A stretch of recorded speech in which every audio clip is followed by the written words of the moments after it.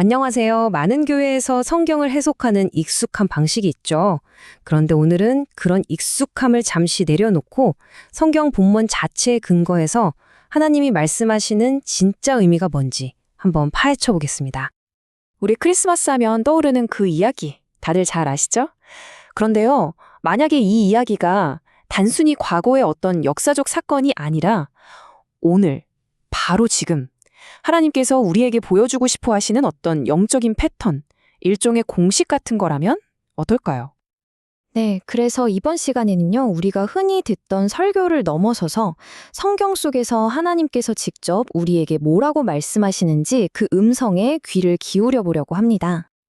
자, 그럼 가장 먼저 이 이야기의 핵심 갈등 구조부터 살펴볼게요. 바로 완전히 다른 두 종류의 왕, 목자와 짐승의 대결입니다. 하나님께서는 여기서 두 왕을 정말 극명하게 대비시키세요. 한쪽은 예언된 참된 목자왕, 바로 예수님이시고요. 다른 한쪽은 땅의 짐승이라고 불리는 불법적인 왕 헤롯입니다. 예수님의 나라는 영적인 생명의 통치인 반면에 헤롯의 나라는 철저히 세속적이고 부패한 죽음의 통치라는 거죠. 헤롯이 어떤 인물이었는지 보여주는 대목인데요. 정말 편집증적인 폭군이었어요. 자기 왕좌를 지키려고 아내, 심지어 두 아들까지 죽이고 수많은 사람들을 학살했습니다. 이게 바로 그의 통치 방식이었던 거예요. 그러니까 하나님께서 우리에게 보여주시려는 그림이 바로 이거예요. 두 개의 왕국이 있다는 겁니다. 하나는 진리에 기반한 영적인 하늘의 왕국, 그리고 다른 하나는 로마의 힘과 폭력으로 세워진 결국 파멸로 갈 수밖에 없는 땅의 왕국.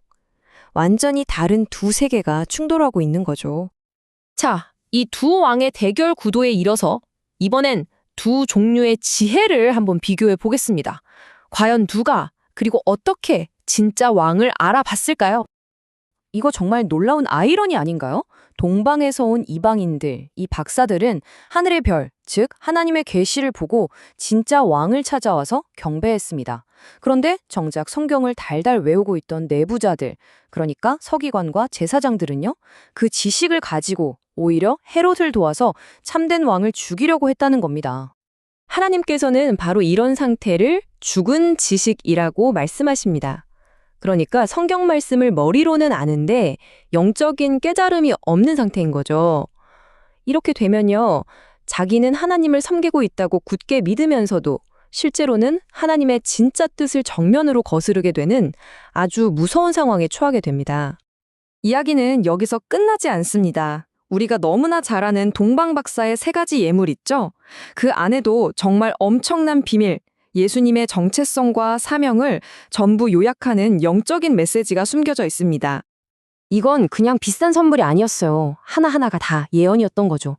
첫 번째, 황금. 이건 예수님의 신성, 그분의 신적인 영광을 상징합니다. 두 번째, 유향. 이건 그분의 부활이 뿜어낼 향기로운 생명의 향기를 의미하고요. 마지막으로 세 번째, 몰약. 이건 시체의 방부제로 쓰이던 건데 바로 인간으로 오셔서 고난받고 죽으실 운명, 그분의 인성을 상징하는 거였어요. 보세요. 이 세 가지 예물이 합쳐지니까 뭐가 되죠? 바로 그리스도에 대한 완벽한 초상화가 그려지는 겁니다. 신성, 부활, 그리고 인류를 위한 희생까지. 동방박사들은 이 예물을 통해서 복음 전체를 고백한 거예요. 이건 사람이 생각해낸 게 아니라 하나님께서 직접 보여주신 진리였습니다. 자, 이제 마지막으로 가장 중요한 부분입니다. 지금까지 우리가 살펴본 이 모든 사건들, 두 왕의 대결, 두 지혜의 충돌, 이게 그냥 2000년 전에 있었던 우연한 일이 아니라는 겁니다. 하나님께서는 이것이 앞으로도 계속 반복될 신성한 패턴이라고 경고하고 계세요. 이 패턴은 이미 구약 민수기에서부터 예언됐어요. 야곱에게서 한 별이 나온다. 그리고 그 별이 소동하는 자들을 쳐부술 것이다. 라고요. 그리고 마태복음 2장에서 그대로 성취되죠. 동방박사들은 그 별, 즉 예수님을 따랐고 반대로 헤롯과 온 예루살렘은 소동에 빠졌습니다. 그리고 성경은 말합니다. 이 똑같은 갈등 구조가 마지막 때에 다시 한번 재현될 거라고요. 하나님께서 여기서 아주 구체적인 연합체의 구조를 보여주세요. 예수님 초림 때를 보세요. 세속 권력인 로마 제국, 부패한 지역 통치자인 헤롯, 그리고 타락한 종교 권력인 대제사장과 서기관들. 이 셋이 동맹을 맺어서 예수님을 대적했죠. 그런데 요한계시록을 보면 마지막 때에도 똑같은 구조의 연합체가 등장합니다. 바다 짐승, 땅의 짐승, 그리고 거짓 선지자. 놀랍도록 동일한 패턴이죠. 결론적으로 마태복음 2장은 그냥 성탄절에 한번 읽고 지나가는 아름다운 이야기가 아니라는 겁니다. 하나님께서 이걸 우리에게 보여주시는 이유는 시대를 초월해서 당신의 백성들에게 주시는 아주 강력한 영적 경고이기 때문이에요. 그렇다면 오늘날 이 패턴이 우리 눈앞에서 똑같이 반복되고 있다면 어떨까요? 우리는 과연 수많은 거짓 왕들 사이에서 어떻게 진짜 왕을 분별해낼 수 있을까요? 이건 우리 모두에게 던져진 질문입니다. 오늘 나눈 이 내용에 대해서 또 하나님의 말씀에 대해 더 깊이 알아보고 싶으신 분들은요, 다음 카페 금 기름 붓는 집을 한번 방문해 보시는 것도 좋겠습니다.